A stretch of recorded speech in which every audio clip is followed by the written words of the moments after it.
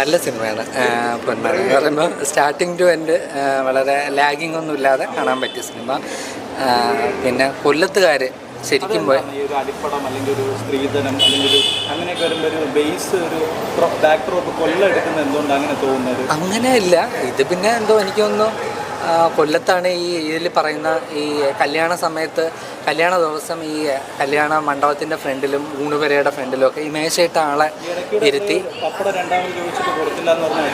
അല്ല ഈ കാശ് പിരിക്കാൻ വേണ്ടി ആളെ ഇരുത്തി ഒരു ബുക്ക് ഉണ്ടാവും, അതിൽ പേരും അഡ്രസ്സും സഹിതം എഴുതുന്നത് ഞാൻ കൊല്ലത്തെ കണ്ടു. ഒരുപാട് കല്യാണങ്ങൾക്ക് പോയിട്ടുണ്ട്. അത് മാത്രമല്ല പിന്നെ അവരുടെ വീട്ടിലെ കല്യാണം നടക്കുമ്പോൾ അവർ ഈ ബുക്ക് എടുക്കും. ബുക്ക് എടുത്തിട്ട് ഇന്ന ആളെ എത്ര രൂപ തന്നു എന്ന് നോക്കിയിട്ട് എഴുതുന്നുണ്ട്. അത് സീരിയസ് ആയിട്ട് കാണിക്കുന്നത്, അത് ഇതിൽ തമാശയല്ല, അങ്ങനെ നടക്കുന്നുണ്ട്. അപ്പം ഇതൊക്കെ നോക്കിയിട്ടായിരിക്കും അവർ കല്യാണത്തിന് ഇത്ര വരവ് വരും, ഇത്ര ചിലവ് അപ്പം മാനേജ് ചെയ്യാന്നൊക്കെ അവർ തീരുമാനിക്കുന്നതായിരിക്കും. ഈ കഴിച്ചവർ രണ്ടാമതിരുന്നൂടോ? അങ്ങനെയൊന്നുമില്ല, അതൊക്കെ ചുമ്മാ പറയുന്നത്, അതൊക്കെ അങ്ങനത്തെ അതൊക്കെ ഈ സിനിമയിൽ ചിലപ്പോൾ സറ്ററിക്കായിട്ട് കാണിക്കുന്നതായിരിക്കും. അല്ലാതെ അങ്ങനത്തെ പ്രശ്നമൊന്നുമില്ല. ഈ ഒരു സംഭവമുണ്ട്, അത് മിക്കവാറും മറ്റ് ജില്ലക്കാർക്ക് പുതുമയായിരിക്കും. പിന്നെ നല്ലൊരു പാട്ടുണ്ട് ഈ സിനിമ തുടങ്ങുമ്പോൾ.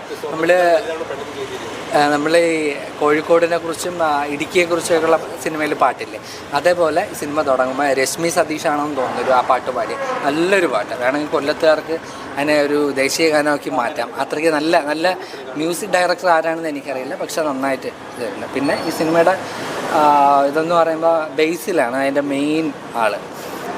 പിന്നെ തൊട്ടതെല്ലാം പൊന്നാണെന്നാണ് പറയുന്നത്. പ്രാവൻകൂട് ഷാപ്പ് കഴിഞ്ഞിട്ട് അതിലും നല്ല ഇതല്ലേ ബേസിൽ. പിന്നെ ഇത് അത് കഴിഞ്ഞ് വേറൊരു നല്ലൊരു ബേസിൻ്റെ നല്ല ഒരു നെഗറ്റീവായിട്ടൊക്കെ നമുക്ക് തോന്നും, പക്ഷേ പിന്നീട് സൂട്ടബിളാണ് തീർച്ചയായിട്ടും. ഒരിക്കലും അല്ല ബേസിൽ അല്ലാതെ വേറെ ആര് ചെയ്താലും ഈ ക്യാരക്ടർ അത്ര നന്നായിട്ട് വരില്ല, നല്ല ഇതാണ്.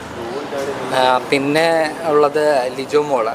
അവർ ശരിക്കും എനിക്ക് മലയാള സിനിമ നേരെ ഉപയോഗിച്ചിട്ടില്ല, അത്രയ്ക്ക് നല്ലൊരു ആക്ട്രസ്സാണ് ലിജോ മോള്. പിന്നെ അയാൾ സജിൻ ഗോപു പിന്നെ പുള്ളിയുടെ മുമ്പുള്ള സിനിമകളിലെ മാതിരിയുള്ള ഒരു കഥാപാത്രമാണ്. അതിൽ പ്രത്യേകിച്ച് എടുത്ത് പറയാനുള്ള ഇതിൽ വ്യത്യസ്തമായിട്ടുള്ള അഭിനയമൊന്നുമില്ല. പിന്നെ അതിൽ കുറേ കഥാപാത്രങ്ങൾ ഇവരുടെ കൂട്ടുകാരൊക്കെ അഭിനയം, എല്ലാവർക്കും ഒരു പ്രാധാന്യം കൊടുത്തിട്ടുണ്ട് ആ സിനിമയിൽ. പിന്നെ ഈ സ്ത്രീധനത്തിനെതിരെ ഉള്ള ഒരു ബോധവൽക്കരണം കൂടെയാണ് സിനിമ.